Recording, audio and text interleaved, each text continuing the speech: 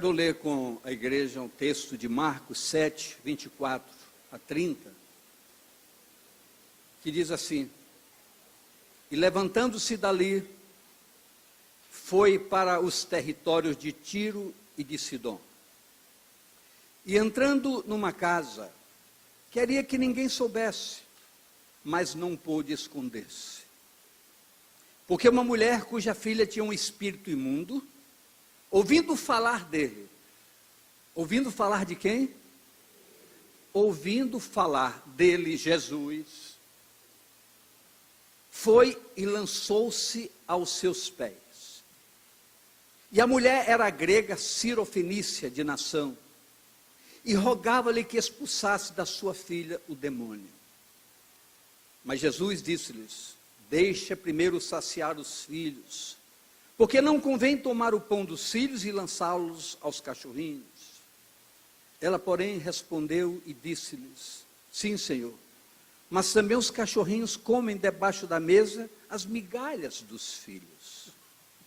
Então ele disse-lhe: por essa palavra. O que ele disse? Vai, o demônio já saiu de tua filha. E indo ela para casa, achou a filha deitada sobre a cama, pois o demônio já tinha saído. Igreja, o projeto de Deus para comigo, para com você, para conosco, é fundamentalmente que conheçamos e vivamos os princípios do reino. Conheçamos e vivamos os princípios do reino. E a palavra é taxativa nisso. Conheçamos e prossigamos em conhecer ao Senhor, conhecendo ao Senhor, pela revelação desse Senhor, os princípios nos são colocados e disponibilizados. Esses princípios estão estabelecidos no Evangelho. E através desse viver, possamos experimentar as extraordinárias bênçãos que constam nas promessas divinas aos servos de Deus. É preciso que nós entendamos categoricamente. Deus disponibiliza promessas. Lá em Isaías 54 diz: esse é um direito que de mim procede, diz o Senhor, para quem? Para os seus servos. Servos, aqueles que o servem. Então é preciso que nós entendamos que as promessas são disponibilizadas objetivamente e direcionadas para um público em especial. Discípulos, servos, de quem verdadeiramente o serve. Muitas pessoas, muitas, não poucas, estão recebendo motivações equivocadas para procurarem reuniões, cultos, reuniões de igrejas, etc., onde a igreja se congrega, onde o povo se reúne com um propósito, e muitas pessoas são induzidas, são chamadas a participarem desses cultos. As motivações equivocadas, queridos, advêm do fato de que, vendo e ouvindo sobre o poder operativo da graça de Deus, as pessoas famintas e cheias de necessidade recebem ministrações fortes, debaixo de uma unção poderosa da graça divina, e conseguem ver nelas possibilidades dos seus problemas serem resolvidos. Falamos há pouco que Jesus tinha aquela multidão seguindo terrivelmente. E Jesus foi muito forte e disse: vocês me seguem porque eu curo os seus enfermos, eu dou pão ao faminto, restauro relacionamentos, e uma série de fatores que Jesus efetivamente realizava na sua jornada. Isso chamava o povo a quê? A entender que o Senhor é um supridor de necessidades. Mas o que nós precisamos entender é que existe um diferencial taxado na palavra de Deus, e que, como nunca, nós precisamos abrir os nossos olhos e o nosso entendimento. A palavra registra, há um diferencial. Ao que, queridos? um diferencial para pessoas diferentes. Eu estou extrapolando mesmo, eu estou repetindo aquilo que é muito óbvio. Há um diferencial entre para quem serve e para quem não serve a Deus. Então Deus registra na sua palavra e foca com fundamentos verdadeiros. Há uma diferença para quem serve a Deus e para quem não serve a Deus. Então é preciso que nós entendamos isso de maneira muito clara. Há um diferencial para quem serve a Deus e para quem não serve a Deus. Essas motivações equivocadas precisam hoje, agora, que nós mergulhemos profundamente para fazermos uma análise. Já ouvimos o pastor Flávio citar, e é fácil citar que vivemos o tempo do fim. Isso é óbvio, isso é muito claro. O que acontece ao nosso redor, a devassidão lá de fora evidencia o quê? Que o tempo do fim bate em nossa porta. E a palavra diz, diante de todas essas coisas, que tipo de pessoas devemos ser? Que tipo de homem eu devo ser? Que tipo de mulher você deve ser? Que tipo de jovem você deve ser? Nós temos que avaliar isso de maneira clara, honesta, fundamentado numa verdade que muitas vezes nos dá tapa, mas é a verdade. E é importante que nós saibamos. Quando eu falei na multidão que seguia Jesus, Jesus podia dizer, coitadinho, uma grande multidão, eu vou dispensar algumas coisas para que não entristeça ninguém. Queridos, se você precisa ficar triste, fique triste. Se você precisa ser esbofeteado, seja. Mas uma coisa é fato, a sua salvação depende da sua decisão. Você ouviu o que eu falei? A sua salvação depende da sua decisão. E a decisão muitas vezes precisa ser radical. Há coisas na sua vida que você tem que abandonar, se você quer uma salvação de verdade. E é preciso que nós entendamos que essa palavra é séria e não aceita desvios. Foi por isso que Jesus foi muito claro. Sigam-me nas motivações verdadeiras. Escute o que nos diz Romanos 10, 17. De sorte que a fé vem pelo ouvir. E o ouvir vem por onde, pastor? Pela palavra de Deus. Eu quero que você entenda isso. A fé vem pelo ouvir. E o ouvir de quê? Da palavra. É essa palavra sem desvios que nutre a nossa fé e sustenta o posicionamento de quem verdadeiramente entende da graça de Deus para a salvação. Não me interessa nem um pouco congregar, participar de culto, de qualquer evento, de qualquer ferramenta que objetiva conquistar a vida. Não me interessa. Se a minha salvação não for patenteada num propósito sincero e verdadeiro, e se eu não mergulhar fundo para galgar essa conquista que aconteceu um dia, com seriedade do amor de Deus na cruz do Calvário. É preciso, você que nos assiste, você que vai nos acompanhar, meditando depois naquilo que você está ouvindo, que você entenda. O direcionamento dessa palavra é para você também. Não importa o momento ou a hora que você estará conosco através dessa gravação, mas importa que o fundamento dessa palavra alcance a história da sua vida e permita que essa história tenha um final feliz. Mas escute, Efésios 1,13 diz, Efésios 1,13, em quem também vós estáis, depois que ouvistes a palavra da verdade, o evangelho da vossa salvação, e tendo nele também crido, fostes selados com o Espírito Santo da promessa. Falamos há pouco que a promessa tem um direcionamento, e quem é selado com esse Espírito não pode viver a mesma vida do passado, não pode olhar para trás, é olhar para frente e caminhar ousado e corajosamente. Há coisas que nos são lícitas, mas não nos convém. As coisas que até são permitidas, mas não nos interessam mais. Por quê? Porque os nossos valores, respaldados na palavra, são valores diferentes.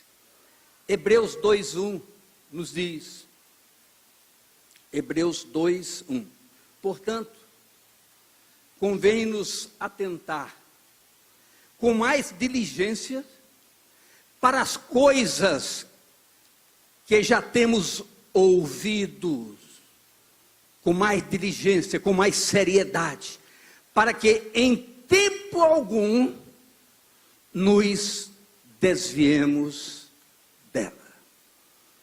Queridos, a conotação pastoral pode parecer para alguns que nós estamos acima de tudo e de todos.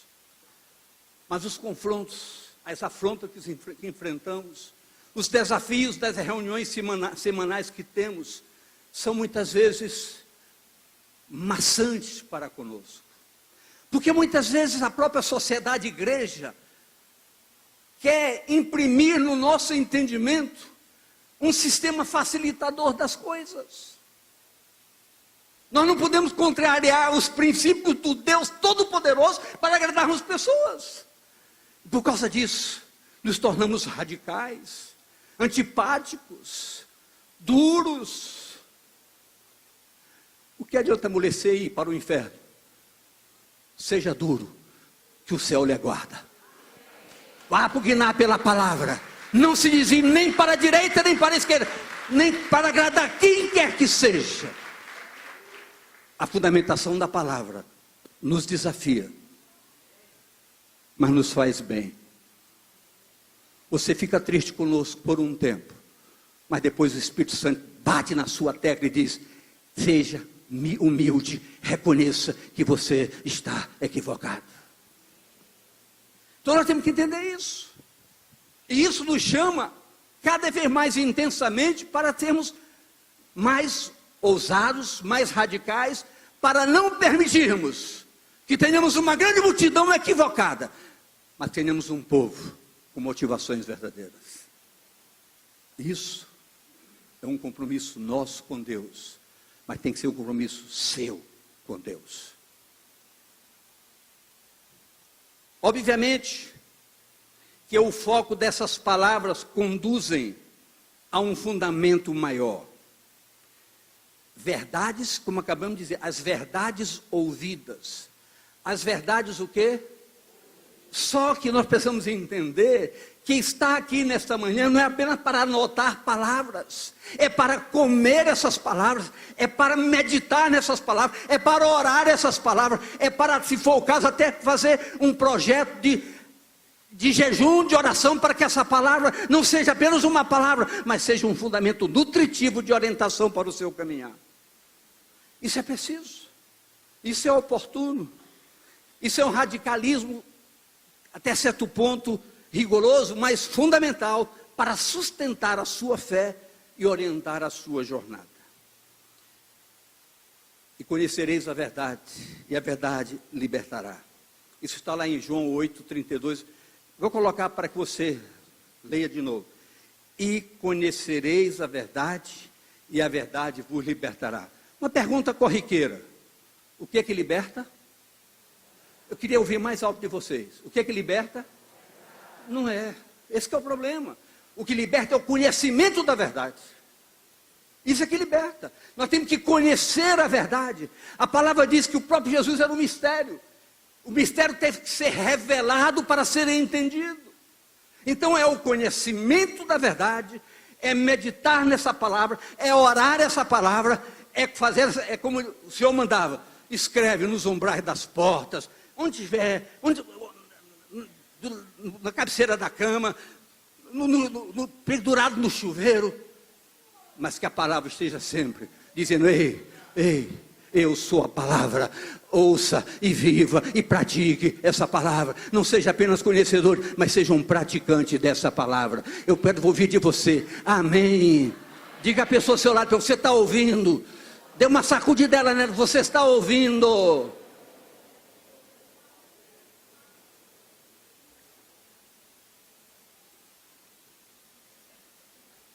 Precisamos viver um novo tempo.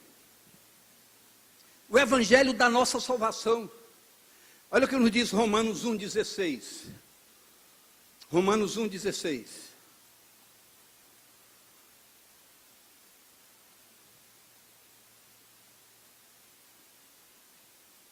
Você está prestando atenção?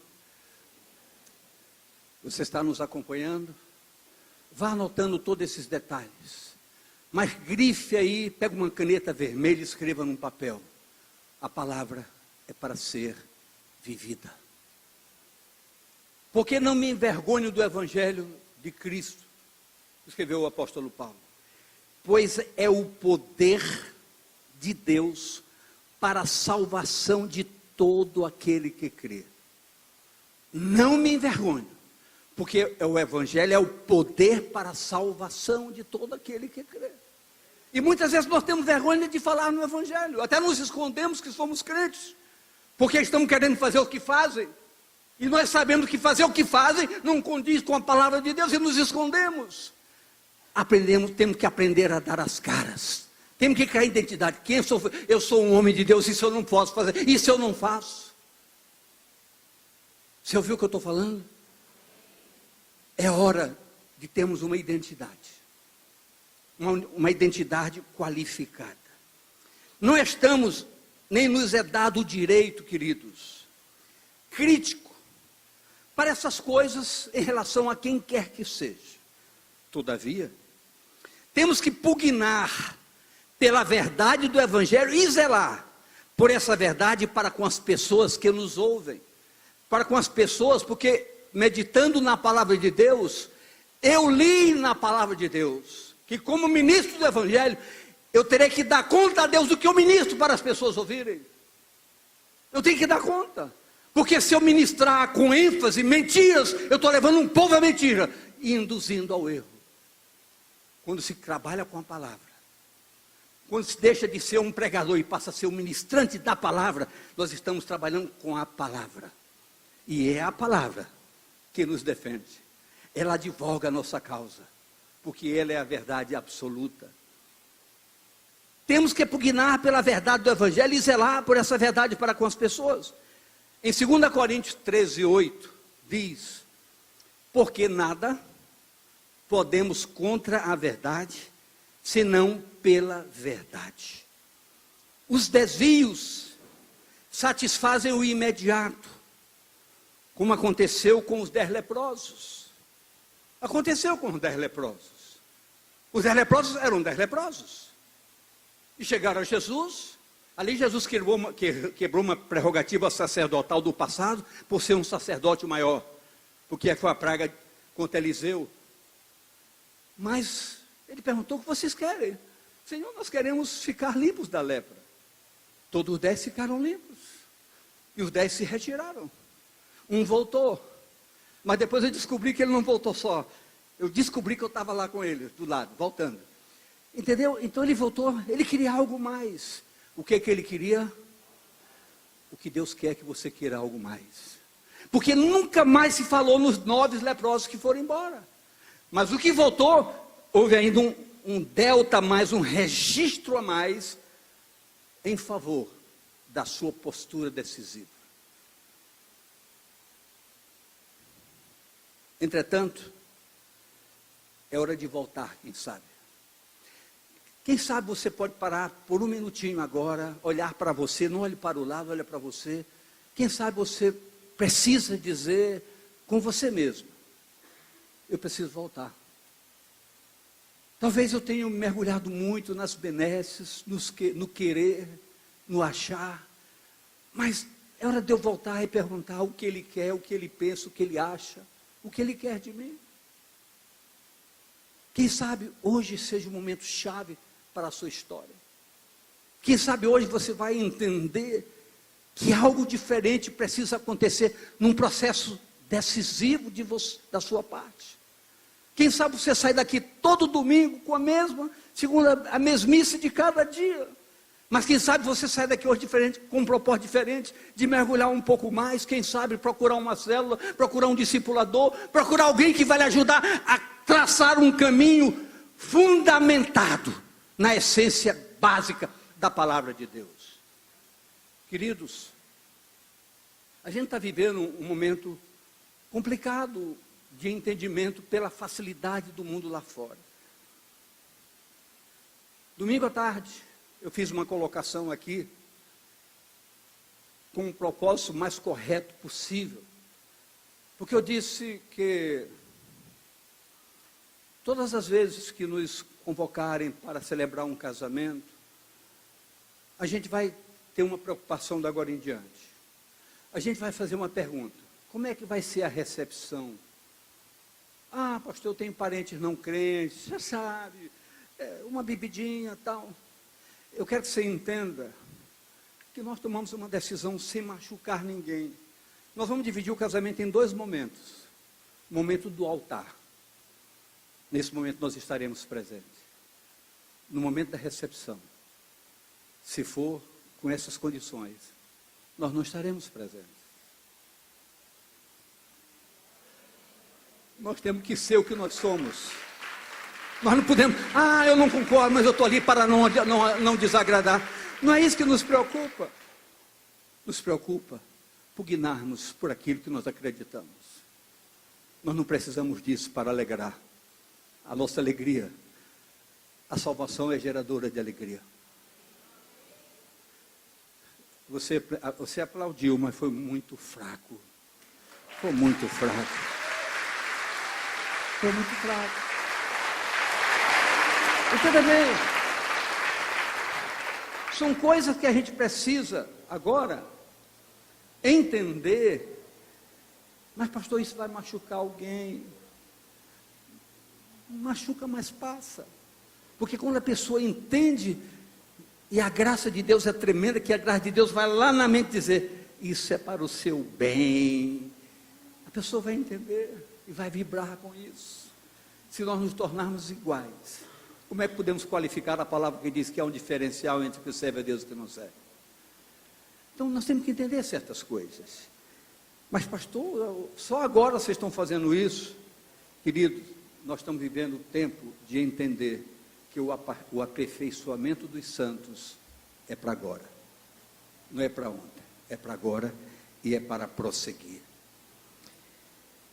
Quando Davi tentou levar a Arca da Aliança para Jerusalém, um decreto divino, nos diz a palavra em 2 Samuel 6, eu vou ler alguns versos. E tornou Davi a juntar todos os escolhidos de Israel, em número de 30.000. E levantou-se Davi e partiu com todo o povo que tinha consigo de Baalá, de Judá, para levarem dali para cima a Arca de Deus, sobre a qual se invoca o nome do Senhor dos Exércitos, que se assenta entre os querubins. E puseram a Arca de Deus em um carro novo, e o levaram da casa de Abinadab, que está em Geba, e Uzai e Aiô, filho de Abinadab, guiavam o carro. Eram 2 sacerdotes, guiavam um carro novo. E levando-o da casa de Abinadab, que está em Geba, com a Arca de Deus, Aiô ia adiante da arca. E Davi e toda a casa de Israel alegravam-se perante o Senhor, com toda sorte de instrumentos de madeira, de faia, com harpas, com saltérios, com tamboris, com pandeiros e com ciro. Uma verdadeira festa, um verdadeiro festival de alegria, para, obedecendo a direção de Deus, levar a arca até Jebus, Jerusalém. E chegando à eira de Nacon, estendeu Uzá a mão à arca de Deus e segurou-a, porque os bois a deixavam pender. Deve ter uma roda batida numa pedra e a arca quase cai. Então, a ira do Senhor se acendeu contra Uzá, e Deus o feriu ali por esta imprudência, e morreu ali junto à arca de Deus.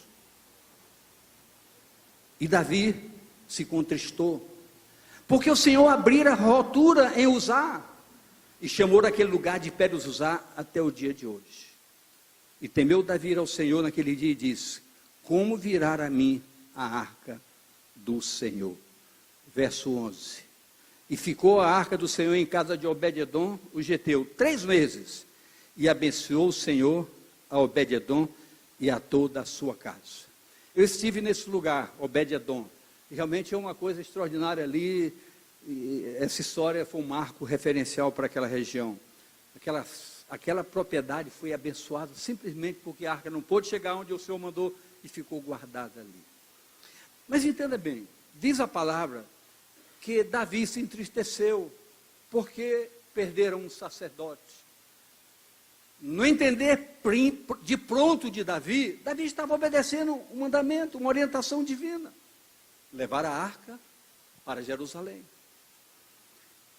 Havia em Davi uma intenção justa. É verdade.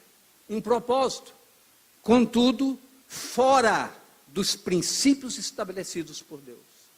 É o que acontece muitas vezes. Motivações equivocadas nos desviam e nos levam a consequências drásticas, dolorosas, penosas, que poderíamos evitar.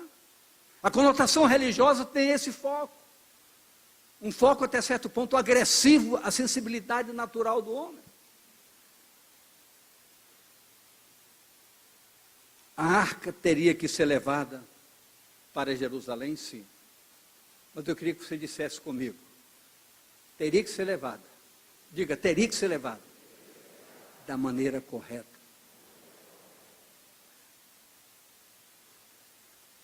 Números 1:50. Números 1.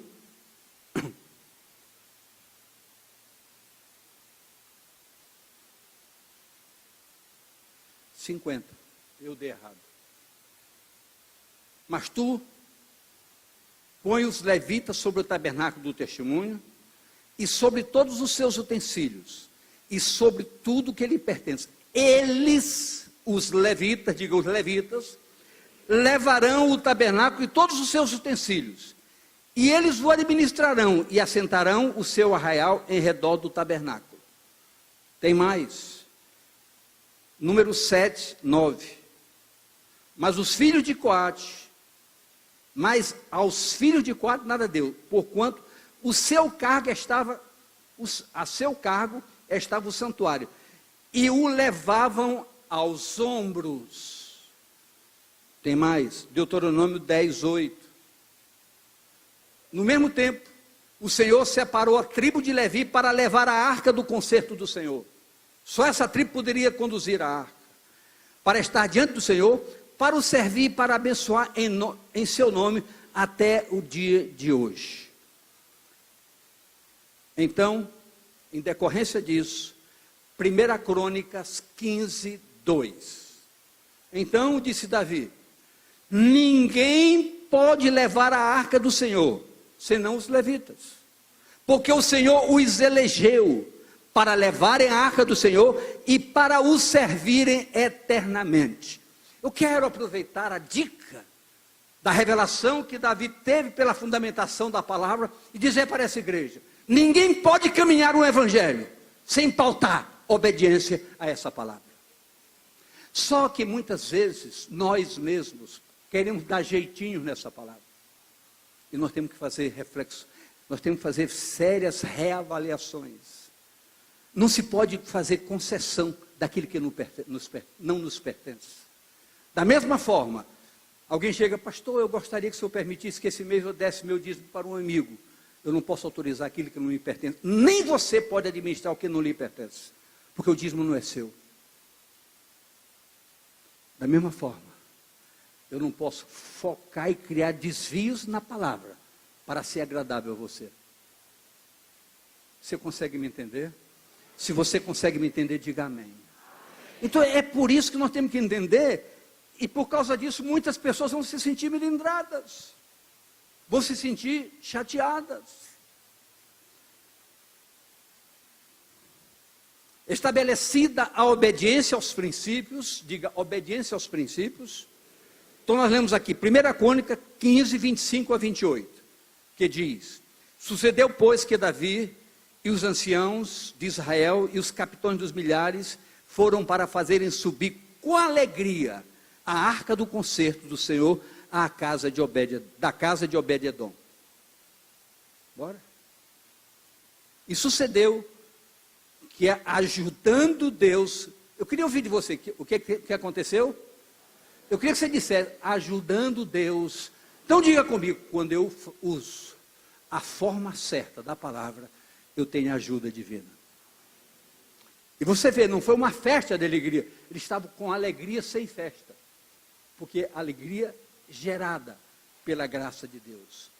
Sucedeu que, ajudando Deus aos os levitas, que levavam a arca do conselho, sacrificavam 7 novilhos, 7 carneiros, e Davi ia vestido de um roupão de linho fino, como também todos os levitas que levavam a arca, e os cantores, etc, etc, etc, etc.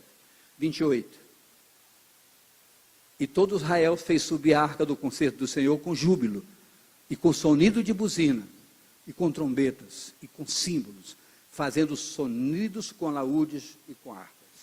Então nós podemos observar que as motivações certas demandam a ação sobrenatural da graça de Deus. E muitas vezes nós estamos atrás dessa ação sobrenatural e não conseguimos pegar. Muitas vezes até sofremos do lado de uma pessoa que está adorando e nós não conseguimos adorar. Isso até nos provoca inveja santa. É verdade. É verdade. Ver a pessoa adorando e a gente aqui quase morto. Queridos, a liberdade de adoração é para todos. Josué chegou a Moisés e disse: Moisés, eu fiquei chateado. Eu vi uns homens ali profetizando. Não ia dar direito a ele. Qual foi a resposta de Moisés? Aprovera a Deus que toda a igreja fosse profeta. Que todos fossem profetas. O propósito de Deus é que todos usufruam dessa graça divina, desse poder sobrenatural. Isso é estabelecido por Deus para fortalecer bases de sustentação de uma igreja. Festas ao Senhor, celebração agradáveis ao Senhor, acontecem com fundamentação real e viva do que é a palavra de Deus. Eu creio plenamente, igreja, que as coisas que dizem respeito ao reino de Deus precisam de um aprimoramento sincero da nossa parte. É verdade. E é preciso que muitas vezes nós possamos parar. Nós temos que motivar isso até mesmo entre nós, pastor. Vamos parar, vamos avaliar, reavaliar coisas, vamos verificar o que precisa ajustar melhor para uma unidade plena entre nós, para que não haja divergências. O que é que nos une? A palavra fala que tem quantos espíritos? Um só espírito. Se o mesmo espírito dirige o mesmo povo, esse povo, é como diz a palavra, tenham todos o mesmo pensamento, pensem todos da mesma maneira, agem todos da mesma maneira. Por quê? Porque é o mesmo espírito que age para tudo, em todos. Eu posso ouvir amém? Aí você perguntaria, mas pastor, por que dar uma parada agora para falar coisas dessa natureza? Porque, queridos, quando nós temos uma convicção plena de que o fim se abrevia, nada mais justo que essa preparação seja radicalmente estabelecida por todos nós. Se você fosse convidado para fazer uma viagem, um passeio, por tudo pago, para um lugar frio, o que você faria hoje? Compraria roupa de frio. Talvez seja hora de a gente parar, comece a comprar roupas adequadas para onde nós vamos. Vai valer a pena. Não seremos surpreendidos. Eu posso ouvir amém? Mas escute. Precisamos de um aperfeiçoamento demandado pela palavra. Olha o que nos diz Efésios 4, 11 e 12. Diz o seguinte: e ele mesmo deu uns para apóstolos, outros para profetas, outros para evangelistas, outros para pastores e doutores, querendo o aperfeiçoamento dos santos para a obra do ministério, para a edificação do corpo de Cristo. Queridos, é a própria palavra aí, está clara, está viva, sem sofismo algum. Todo propósito, toda composição ministerial tem que ter um propósito: edificar o corpo. E o corpo só é nutrido com fundamento de verdade. E todo fundamento de verdade só sai dessa palavra. Só sai dessa palavra.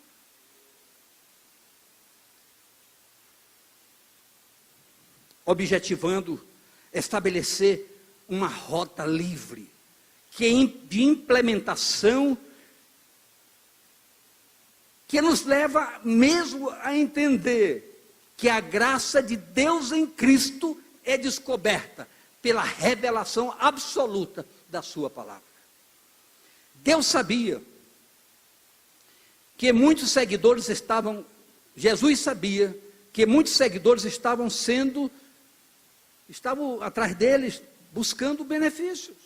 Foi por isso que eu citei no começo, aquele episódio que está aqui agora, mas eu já antecipei, do capítulo 6 do Evangelho de João, quando Jesus teve que descartar seguidores. E a Bíblia diz que todos foram embora, todos.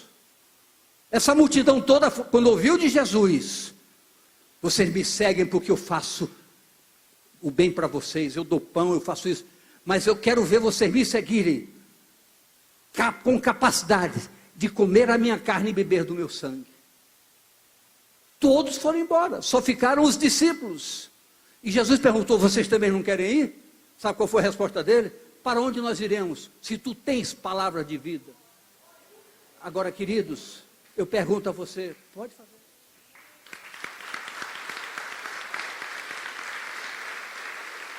Agora eu pergunto para você, o que é participar da carne e do sangue?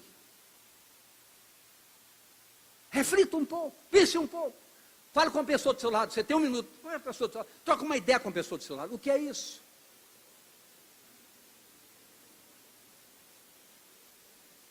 O que é isso na realidade?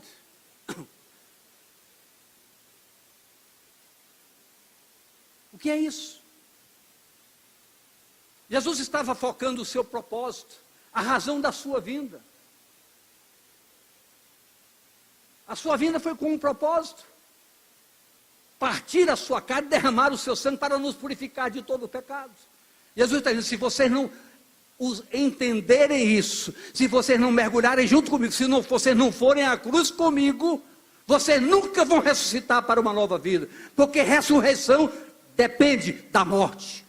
É morrer para o pecado, para ressuscitar para uma nova vida. Se você não sabe disso, você está perdendo tempo. Aproveite, morra para o pecado, mas ressuscite nele, com ele e por ele, para uma nova vida.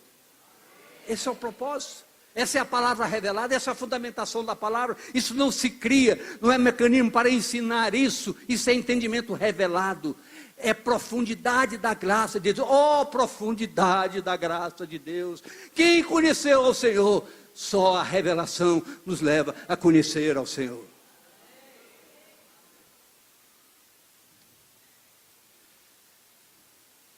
No texto de Marcos 7, que nós lemos há pouco, dos versos 24 a 30, destaca-se, primeiro, o verso 1, novamente. E levantando-se dali, foi para o território de Tiro e de Sidom, e entrando numa casa, queria que ninguém soubesse, mas não pôde esconder-se. Tiro é um território gentil. E essa mulher era de um território gentil, alheio à aliança. Diz o verso 2: porque uma mulher cuja filha tinha um espírito imundo, ouvindo falar dele, foi e lançou-se aos seus pés. Queridos, muitas pessoas ouvem falar de Jesus. E quando ouvem sobre Jesus, sobre o que Jesus faz, sobre o que Jesus é, há na realidade um grande despertamento e um grande interesse em que as pessoas queiram conhecer mais. Muitas pessoas aceitam os convites, vêm aos cultos porque querem ouvir mais dessa graça poderosa de Deus na pessoa do Senhor Jesus. Diz a palavra que a mulher era grega,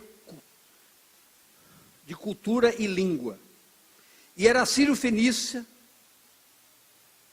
pela região em que morava, uma região costeira da província romana, da Síria, ou seja, uma conotação de inimigos do povo judeu. Verso seguinte: e a mulher era grego sírio-fenícia de nação, e rogava-lhe que expulsasse da sua filha o demônio. Tudo foi deixado de lado, quando essa mulher chegou até Jesus. tudo foi deixado de lado, até a inimizade foi deixada de lado, porque o povo dessa região era inimigo do povo judeu. Mas naquele momento que Jesus foi procurado por alguém que disse que ouviu falar dele, tudo ficou de lado até a inimizade. Mas escute, a presença de Jesus já era um agente diferenciado, contudo os fundamentos não poderiam ser desprezados. Eu queria que você escutasse isso com muito carinho, com muita atenção. Jesus, quando recebeu aquela mulher, Jesus sabia tudo o que ia acontecer, o que estava no coração daquela mulher, mas Jesus fez questão de patentear, pastor Elton, o seu propósito. Jesus disse naquela hora, já pensou se fosse eu ou se fosse você? Chega para um pastor e diz, eu queria que você me ajudasse, querido, eu só ajudo membro da igreja. Você cuspia na cara dele e ia embora. Jesus disse, eu não posso te ajudar, porque eu vim para as ovelhas perdidas da casa de Israel. Talvez em nossos dias, ou talvez ainda nós às vezes enfrentamos alguns problemas com pessoas da igreja, por causa de verdade que somos obrigados a dizer. Não recebemos cuspe na cara, mas recebemos um tchau, nunca mais estou com os pés aqui. A gente ouve isso. Eu já ouvi isso de uma irmã.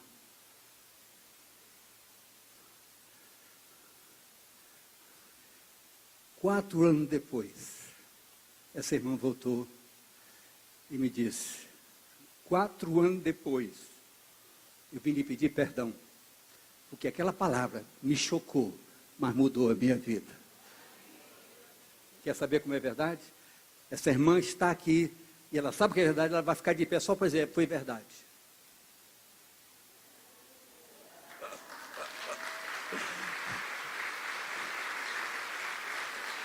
Quatro anos, ela ficou longe de mim, porque eu disse, o que você quer, como homem de Deus, eu não posso fazer. Verdade, Bena? Deus faz isso.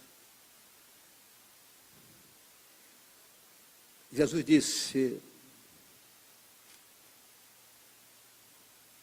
eu não posso, porque eu tenho prioridade com as ovelhas da casa de Israel. É bom aclarar a igreja, João 1, 11, 12. Jesus dizendo, a palavra dizendo, que ele veio para o que era seu e os seus não o receberam. Mas a todos quantos o receberam, deu-lhes o poder de serem feitos filhos de Deus, aos que creem em seu nome.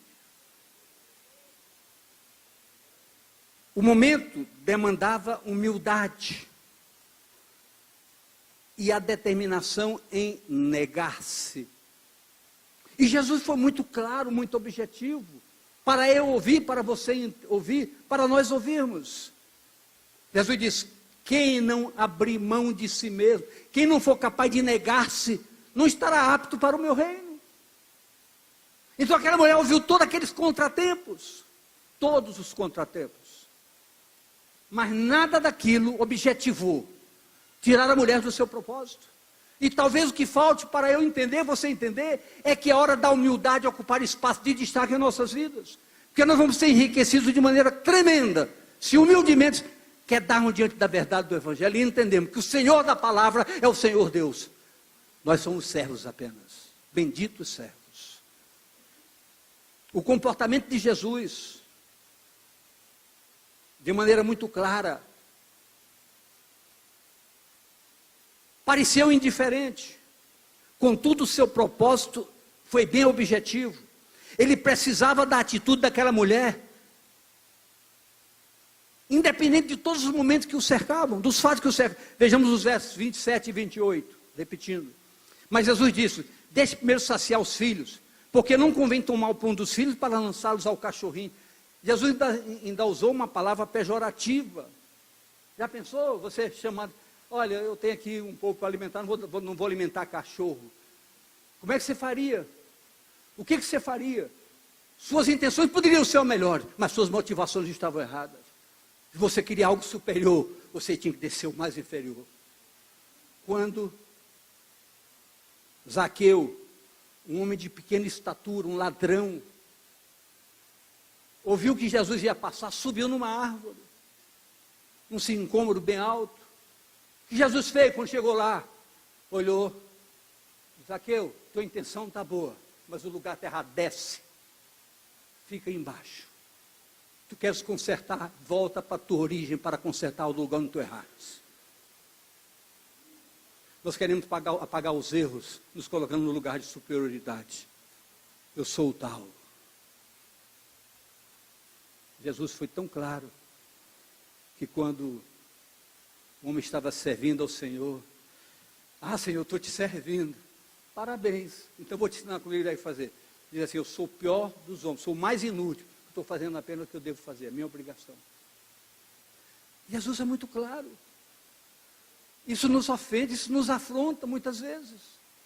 Isso confronta homens, machões principalmente. Confronta.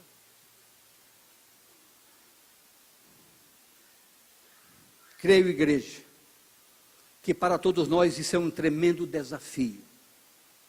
Nada abalou o propósito daquela mulher. Com certeza, soube das maravilhas que Jesus realizava, e essas maravilhas sobrepujaram todas as suas razões e direitos. Foi até aquela casa com um propósito definido, diga um propósito definido. Diga, eu preciso ter um propósito definido para com Deus. Propósito definido. Abriu mão de si mesmo. Porque ela foi buscar a graça e a graça não fugiu dela. Ela precisou abrir mão de tudo para pegar naquela graça que ela foi buscar. Então a resposta aconteceu. A palavra que demonstra fortalezas flui de um coração contrito e quebrantado e alcança o coração de Deus. Olha o que diz o verso 29. Então ele disse, por essa palavra. Por quê? Eu queria que ouvir de você, por quê? Igreja, quem sabe esteja faltando na nossa boca uma palavra. Uma palavra talvez de dizer, Senhor, eu abro mão das minhas razões, por causa das tuas razões. Eu abro mão dos meus direitos, pelos teus direitos. Eu abro mão da minha verdade, pela tua verdade. Eu posso ouvir amém? Quem sabe seja essa a palavra que precisa fluir do seu coração nesta manhã. Por essa tua palavra. Vai, o demônio já saiu da tua filha. Daí, queridos, o resultado. O verso 30 diz, e indo ela para a sua casa, achou a filha deitada sobre a cama, pois o demônio já tinha saído. É forte esse fundamento. Olha o que nos diz Mateus, para encerrar, 12, 37, você ficando de pé, por favor. Mateus 12, 37. Mateus 12, 37. Porque por tuas palavras serás justificado, e por tuas palavras serás condenado. Por fim, eu quero dizer para essa igreja nesta manhã, o Senhor nosso Deus está interessado em que cheguemos muito além de interesses temporais. É hora de consolidarmos a nossa fé que nos conduz à alegria efetiva da salvação, mas sem deixar de lado nem para a direita nem para a esquerda os princípios que regem a fundamentação da palavra de Deus. Ela é rigorosa, ela muitas vezes confronta, mas é a rota de uma igreja santa, pura e sem mácula. Pense nisso agora.